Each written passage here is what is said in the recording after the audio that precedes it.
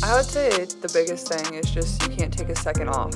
No matter who you're guarding, no matter if you're on offense or defense, like you breathe for 1 second and you're not looking at your man and she's on the other side of the court. So I think that's the biggest thing is everybody's so skilled. Like this is the most competitive league in the world because there's not that many spots. So every person that's getting on the floor is really, really talented. So I think just, you can't take one single possession off, whether it's on offense or defense. And, always being aware, I think is the biggest thing.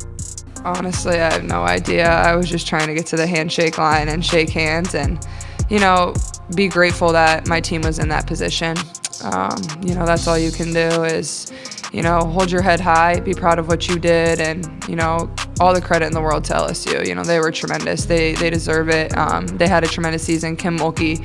Felt like we were flowing well out there. Like it just felt like pretty basketball. Like, and sometimes I think as a basketball player, like you can just feel it.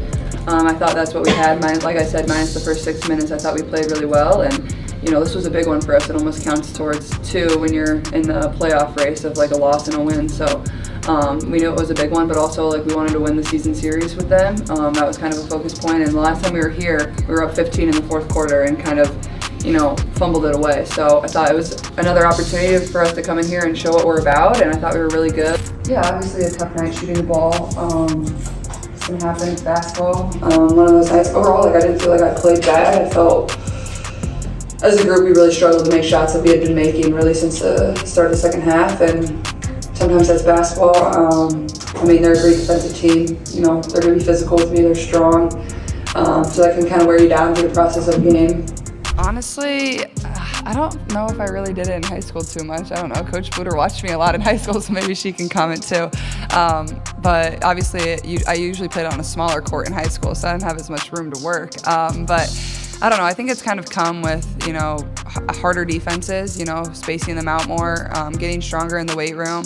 My shot mechanics don't change when I back up. And, that's a shot I go and practice all the time. Like when I'm in the gym working on my game and getting shots up, like I'm shooting. We're going to go to Robin. And Robin, you've been everywhere this week. Nashville, but you're in Nashville right now. But before that, you in Iowa to bring us an exclusive with that sharpshooter, which you look very good yourself with that jump shot, Caitlin Clark. It's all about form, Michael. You know that. I spoke with Caitlin about everything from making college basketball history to her future as a pro in the WNBA. Yeah, I think for me, my competitive passion is just all about the game and what fires me up and what fires my team up. I think that's what I'm focused on. I think I play with a lot of emotion, but I think our team is mostly focused on celebrating each other. That's what we've always been about. Coach Bluter always talks about celebrating the assists. We're a team that really focused on having, high number of assists every single night out and low number of turnovers. And for me, like I vividly remember my freshman year during the bubble, we played Kentucky in the round of 32 and Tamika was on the game and I was like tweaking out. Like I couldn't believe she was calling one of my games. Like somebody I idolized, somebody that I loved, and somebody that is not only a great basketball player and everything that she did, but she's a tremendous person. And I just think that speaks to the organization as a whole, and everything they do is so first class. Yeah, honestly, I thought minus the first 6 minutes of the game, I thought we were really good. We played sound defense, and other than the first 6 minutes, I thought we executed well. We pushed the pace. I thought we played with good pace all night. We knew when to push the ball in transition. We knew when to pull it out. So I'm just proud of this group. I thought we battled, and we didn't let it get close at the end, and that was kind of our problem here last time we were here. Yeah, I think we responded well after we had to use that timeout early in the third. I think turnovers are costing us a little bit. If we can take care of the ball a little bit better, we'll be in a better position, but I thought we did better on the boards. Thanks, Kate. Yeah, I think I'm excited for the girls that are on the team. I know it's the most competitive team in the world, and I know it could have gone either way of me being on the team, me not being on the team. So, I'm excited for them. I'm going to be rooting them on to win gold. I was a kid that grew up watching the Olympics, so it'll be fun to watch them.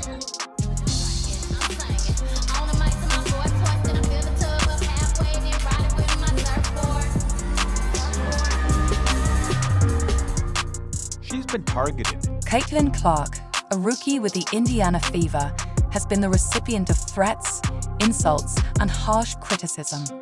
However, all of that is about to change as she has just issued a severe warning to the WNBA. Come along as I explain why Caitlin Clark just issued a strong warning to the WNBA. Does it need to be mentioned again that Caitlin Clark has surpassed expectations? Yes, And while it has taken some time for some WNBA veterans and fans to warm up to her, it is now irrefutable. Diana Tracy, who was known for downplaying Caitlin's college performance prior to her draft selection, changed her mind when she faced her for the first time in the WNBA. I mean, it's amazing what Caitlin has accomplished in her brief career thus far. You know, it's nothing short of remarkable. She has put in the work, and even though her short WNBA career has been filled with pressure and challenges, she has persevered and improved with each passing game. Lexi Brown, who also had some words to say about her, and the Big Three tournament also declared her the Rookie of the Year, even going so far as to say that Caitlin Clark is the first name on all scouting reports. Dean Carrington, the son of Connecticut, also made fun of Caitlin, both on and off the court, but he recently tweeted about how good Caitlin has been since joining the league. With 15 games remaining in the season, Caitlin may lead the league in assists this year. She needs to win the POTY award, though, because those who have chosen not to appreciate her have been making a statement whenever she meets them. In fact, one of those names is the head coach of the United States women's basketball team for the 2012-14 Paris Olympics. The Indiana Fever's game against the Minnesota Lynx was a box office success, and for a variety of reasons, the Lynx head coach, Cheryl Rev, is the head coach of the United States women's basketball team for the 2024 Paris Olympics, and she made the decision to leave Caitlin off the team. When it came to squashing the supposed anonymity she has towards Caitlin when she took a shot at Caitlin and her fans, Coach Reef didn't do much to help. Instead, she chose a team that included Brittany Griner, who just recently returned to playing competitive basketball, and 41-year-old Diana Taurasi. When asked about her feelings about fans supporting the opposing team in the arena, Rev responded, "I don't give two shits, not even one." For these and numerous other reasons, the game against the Minnesota Lynx was a revenge game for Caitlin, and the first overall pick wasn't going to leave without exacting revenge on Reverend. She led the team to a victory, scoring 7 points and dishing out 6 assists to help the Indiana Fever win back-to-back games and maintain their position in the WNBA playoffs. She scored 10 of her 17 points in the fourth quarter, breaking ankles in the process. He claims that as a team, they have strong offensive capabilities and are not simply a one-woman show. Clark, Leo, the Fever trailed most of the ball game until they went after it in the fourth and really made a drive and were nearly able to pull it out. This game has been a lot closer because to a play by Caitlin Clark. His knees, and blocking an 8-year vet and former ally, how better to characterize this as a game of retribution than the fact that Caitlin was taunting her own fan base while staring her down in the final seconds of the game. Carla missed the 3 points Caitlin Clark put up with the rebound she found, and Clark gave a round of applause, indicating that she is clearly tired of the disrespect directed towards her name and her game. After all, this player has been nothing short of generational, a rookie putting up veteran numbers while still receiving harsh criticism from some fans and sports legends. It has been embarrassing to watch. With 15 games remaining in the regular season, Caitlin Clark has broken the record for most turnovers in a single season, breaking the record held by both rookies and all players in WNBA history. Regrettably, despite this fact, the rookie has only been targeted because it is the only criticism left. Caitlin Clark has surpassed Sub Bird in the category of most assists by a rookie. She needs 22 more games to take the lead in assists by a rookie. This season, she is on pace to become the first player in NBA and WNBA history to lead the NCAA in assists per game, and then the league in assists per game as a rookie in July. She is leading the league in assists, rebounds, steals, and blocks per game, and she is only one of 3 players in the WNBA to rank in the top 20 in these categories. Despite being a rookie this season, Caitlin Clark is leading the league in points, assists, steals, 3 points made, and free throws made. In fact, only Caitlin Clark has ever recorded 100 rebounds, 150 assists, 5 steals, 3 blocks and 29 points in a game in the history of the WNBA and the NBA. She is a generational. The WNBA and media have downplayed her performances. Don Staley, the renowned college basketball coach from South Carolina, once said in public that if the WNBA season ended today at this moment, Angel Reese would undoubtedly be chosen Rookie of the Year instead of Clark. Don Staley, ESPN expert. Additionally, Monica Minutti argues that she is undeserving of the Rookie of the Year title due to her team's performance.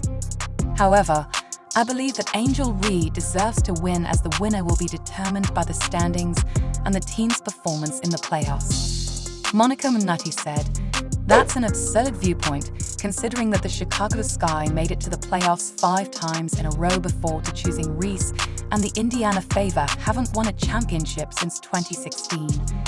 While many WNBA fans and players have chosen to ignore her greatness, a good number of fans have also come to her defense, including NBA stars' praises. Arguments that Caitlin is not the clear-cut Rookie of the Year or isn't the best young player the WNBA has seen in a while have been disregarded by a few recently in the past few months. Fortunately, Sky could make the playoffs with or without Angel Reese. Caitlin no longer needs to stand out for herself, since other NBA players and basketball commentators have stepped forward to support her. On his show, sports commentator and radio broadcaster Dan Patrick addressed the claim that Caitlin Clark is unworthy of Rookie of the Year, citing a LeBron James discussion to argue why James should not have won because he was the winner. Here, we're making arguments when, in reality, none exist. Angel Reese had an excellent year. We may say, "Oh, I can grab a hold of that man," when we see her do a double-double, which she does almost every night. This is a pointless debate because Caitlin Clark has a target on her back in every game. If you look at Chicago, you say that if we stop Angel Reese, we're going to win. I don't believe that's the case. Although Angel Reese is an excellent player who plays hard on both ends, she is not the Rookie of the Year. Instead, Caitlin Clark is. Since she has had a greater influence on winning than any other rookie in the class, ESPN analyst Rachel Nichols concurs that she should earn Rookie of the Year. Right now, Caitlin Clark is the Rookie of the Year because she has had a greater impact on winning than anyone else in this rookie class.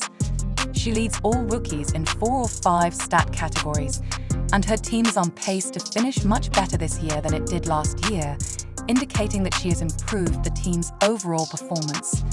Meanwhile, Angel Reese's Sky is currently not improving. Even Paige Buers, Caitlin's former college rival, has praised her. She said, "Caitlin has brought so many new eyes to the game, and we appreciate that when people tune in to watch her, they leave the game fans of so many more." Buers added, "I think it's just a high level of basketball.